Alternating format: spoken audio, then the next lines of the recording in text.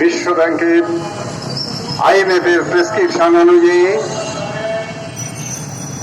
বাংলাদেশের শতাধিক পণ্যের উপরে যে কর এবং শুল্ক আরোপ করা হয়েছে, যার ভেতর দিয়ে পুঁজিপতিদেরকে ছাড় দিয়ে জনগণের উপর করের বোঝা চাপিয়ে দেওয়া হয়েছে।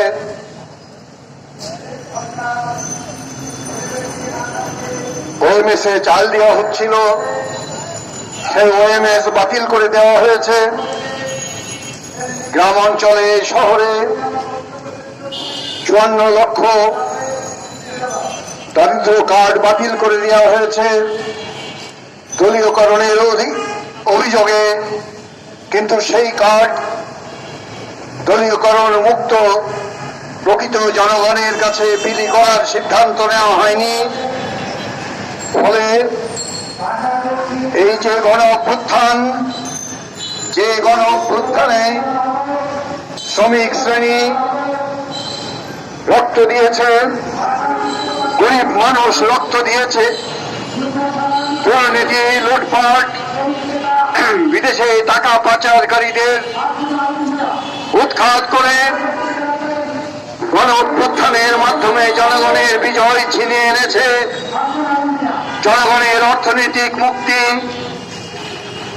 দ্রব্যমূল্য কমানো এবং বিদেশে পাচারকৃত টাকা উদ্ধার, এবং আমাদের দেশের শ্রমিক, কৃষক, উৎপাদনকারী যে জনগোষ্ঠী, সেই জনগোষ্ঠীর স্বার্থ সংরক্ষণ না করে সরকার তাদের বিরুদ্ধেই অবস্থান নিচ্ছেন এবং মানুষের দৈনন্দিন জীবন দুর্বিষহ করে তুলেছেন।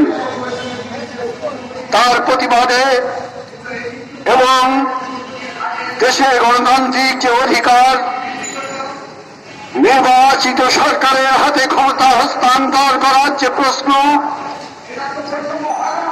সংস্কারের নামে সেগুলোকে প্রলম্বিত করে নতুন এক ব্যবস্থা তৈরি করার চেষ্টা করা হচ্ছে।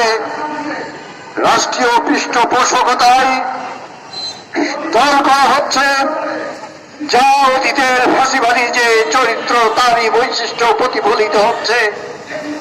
তারা নির্দেশনা দিচ্ছেন কোন রাজনৈতিক নেতৃত্ব কি বলবেন, এই ধৃষ্টতাও তারা দেখাচ্ছেন। ফলে দেশের গণতন্ত্র, জনগণের জানমালের নিরাপত্তা এবং দ্রব্যমূল্য মানুষকে জর্জরিত করে এক অস্থিতিশীল নৈরাজ্যিক পরিস্থিতির জন্ম দিচ্ছে। এই গণবিরোধী কার্যক্রমের প্রতিবাদে বিপ্লবী কমিউনিস্ট লীগ সারা দেশে সভা সমাবেশের মাধ্যমে জনগণের দাবি উত্থাপন করছেন। সেই লক্ষ্যে আজকের এই সমাবেশের কাজ আমরা শুরু করছি। সমাবেশ সঞ্চালন করবেন বিপ্লবী কমিউনিস্ট লীগের ঢাকা মহানগরীর সম্পাদক কমরেড ইকবাল কবির।